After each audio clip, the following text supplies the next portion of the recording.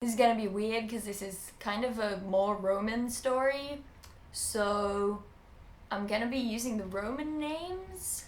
I keep wanting to call Juno Hera. Hello humans, my name is Dael Kingsmill and welcome to the very first of the continuation episodes of my no longer geek and sundry mythology vlogs. It's a little bit exciting, isn't it? That was weird. So today I thought I would tell you a pretty fitting story about having to resettle in a new place and find a new home. Today I'm going to tell you the story of Aeneas. Aeneas was a Trojan prince, and our story actually begins on the very night that the Greeks infiltrated Troy in their big wooden horse. Once the Greeks were inside, the city didn't stand a chance. Now Aeneas, still sleeping soundly in his bed, completely unaware of what's happening, was visited in his dream by the ghost of the Trojan hero Hector. Hector's spectre, if you will. The ghost still appeared covered in blood and blackened with dust from his horrific death, and it explained to Aeneas that even now while he slept the city was burning. There's nothing you can do, alright? Priam and Troy are lost, but you can make a new Troy. You need to leave now, escape with the household gods, protect them and build a city elsewhere. Instead of following the instructions of ghost Hector, Aeneas wakes up and rushes off to fight and die in battle. He and his gang dress up in Greek armor for a bit, which lets them move around the city much more easily and kill some of the enemy, but it doesn't work for super long because then the Trojans start attacking them, thinking that they are Greek, and the Greeks start to notice their Trojan accents and attack them as well. Aeneas fought long and hard to save the burning city, but once he witnessed the death of King Priam, he suddenly remembered his own family, his father, his wife, his son, and he runs off to find out if they're safe. On the way, he accidentally bumps into Helen, who's hiding because she knows that now that the city has been breached, both sides were likely to wish her dead. The Greeks, because she had married a Trojan prince, and the Trojans, because if it weren't for her, Troy never would have incurred the wrath of the Greeks in the first place. In fact, Aeneas himself wished her dead, and he drew his sword to strike her down. But just then, his mother Venus appeared and caught his arm, demanding to know why he was being an idiot. You were given specific instructions by a dream ghost, and you are ignoring them. Your family, who are relying on you, have barely crossed your mind, and they would have died like 6 times tonight already if it weren't for the fact that I was personally fighting off the Grecians. And now you want to blame Helen and kill her in fulfillment of some petty revenge fantasy? Seriously? This wasn't her fault or Paris's fault or anyone's fault except for mine and the other gods. She makes it possible for Aeneas to see the invisible gods at work to prove her point. Look, over there, you got Neptune destroying buildings. You got Juno at the gate, calling all the tardy Greeks to come and join the battle. See, there's Minerva up there fighting in the thick of the fray up at the palace. Oh, and look, here's Jupiter himself giving the Greeks the courage to keep fighting. No, my boy. Troy is destined to fall. She urged him to find his family and escape before the city fell. And finally, seeing just how dire the situation was, Aeneas obeyed. But upon reaching home, his father Anchises refuses to leave. He tells the others to leave without him, but they in turn refuse to do that. No, that's so stupid. You're stupid. No, you. Then Aeneas' son's head caught fire out of nowhere, but it's okay. Turns out it was just omen fire. Anchises prays to Jupiter for another sign, and the king of the gods sends a whole bunch of them, just to really get the message across. That message being, yeah, we're destroying Troy, but because of like destiny and stuff, we really need Aeneas to escape, like right now. A huge blast of thunder sounded and a shooting star flew across the sky in the direction of Mount Ida. Anchises couldn't have changed his mind faster. He suddenly started saying, come on, hop to it, we've got to go, we've got to get ourselves in the direction marked out by that divine star. Aeneas grabbed his son's hand, hoisted his father up onto his back,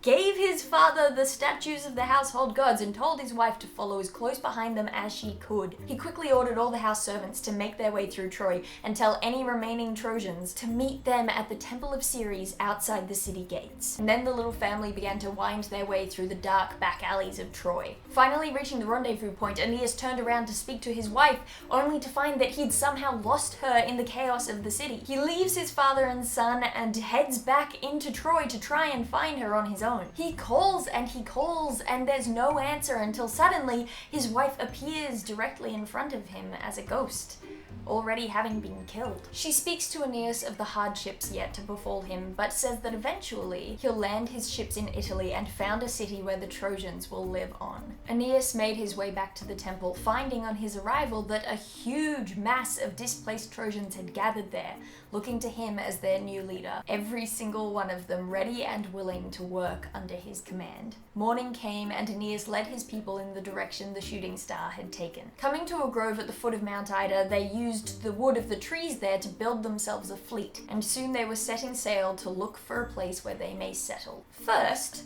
they landed in Thrace, which seemed like a great place to set up a new city. They got everything ready, performed all the sacrificial rites, but then Aeneas went to go and pick some plants, and those plants started bleeding human blood everywhere. With his fingers crossed, he prayed that this wasn't a bad omen, but of course it was.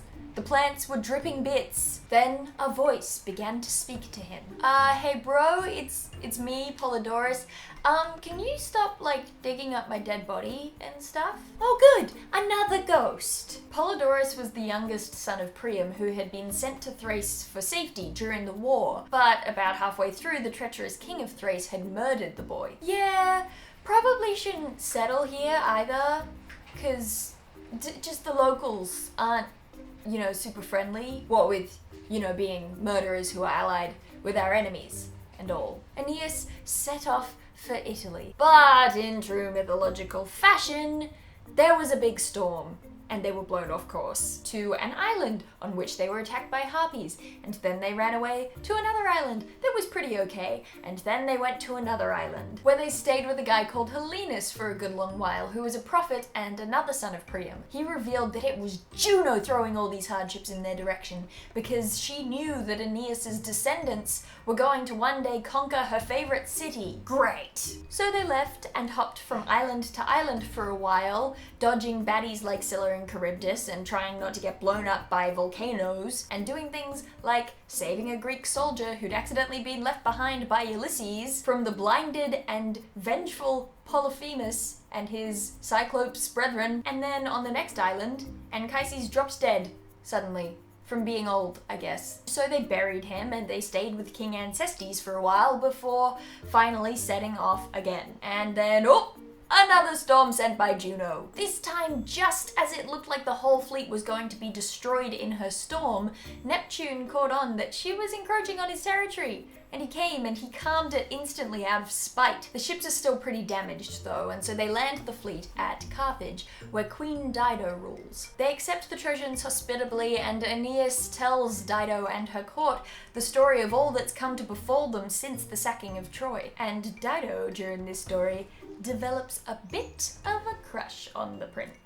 Noticing this, Juno and Venus form an unlikely alliance, and the whole thing turns into a rom-com for a while. They conspire to get Dido and Aeneas together. Juno, so that Aeneas will never make it to Italy, and Venus, so that she can be guaranteed her son's safety. And so while Aeneas and Dido are out hunting one day, Juno strikes up a bit of a rainstorm. The two seek shelter from the torrential downpour in a nearby cave. Venus provides some subtle mood lighting and a bit of sexy music, and one thing just leads to another. The Trojans stay in Carthage for a good long while, but when Jupiter hears the news of Aeneas and Dido's relationship, he sends Mercury to kick Aeneas's butt into gear. Wait, what do you think you're doing, buddy? What do you think you're doing?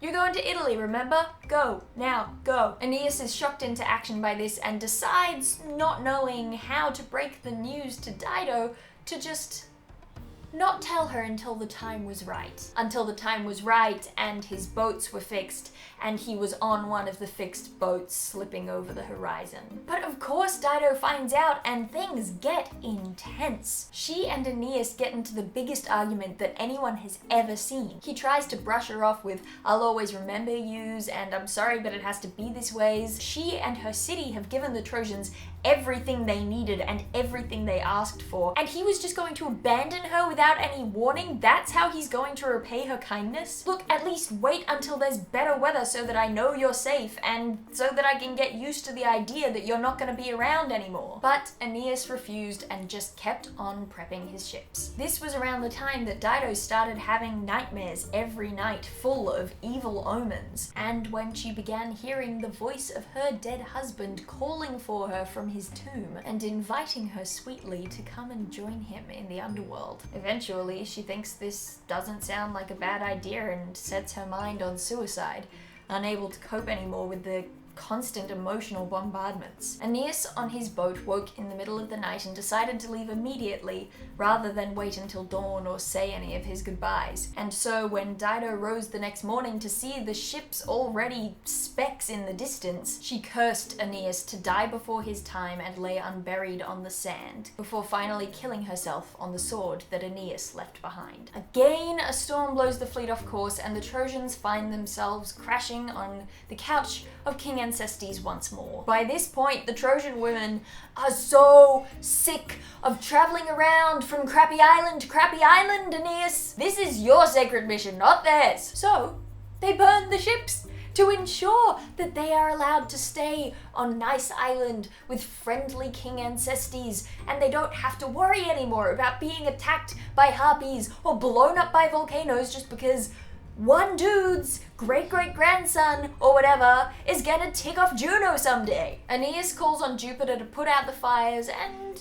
takes the whole thing pretty well. He says that any of the Trojans who want to stop with the whole nomadic thing already are allowed to stay with King Ancestes, and a lot of them do. Finally landing in Italy, Aeneas decides that he wants to get the advice of his dead father from the underworld, and he asks at the Temple of Apollo how to do so. He's required to complete a couple of tasks involving a golden branch and a couple of doves, you know, the burial of one of his comrades who was drowned by King Triton for challenging the sea god to a trumpet playing competition. And once he's done with all of that, he's allowed to head down to the underworld. They find Anchises in the Elysian fields where he sits Aeneas down and goes on to introduce Aeneas to every single one of his future descendants. Clearly time is extra wibbly wobbly in Hades, and once all of the future members of Aeneas's family have shaken hands with him, Aeneas leaves to head back to the mortal world. Great, thanks Dad, that was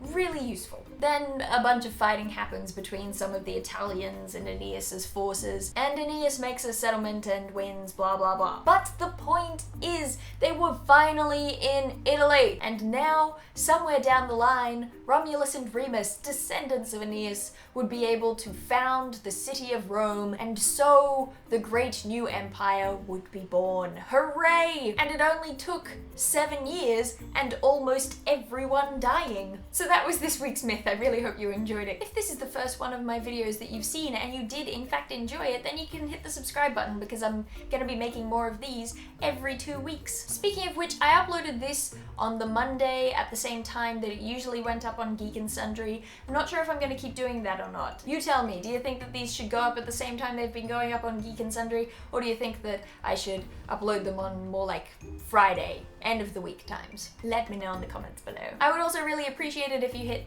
the like button and the share button and shared this video on your favorite social media website. You could even email it to your grandma.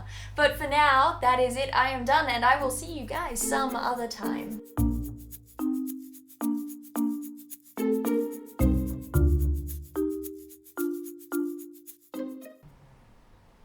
Some other time with another myth?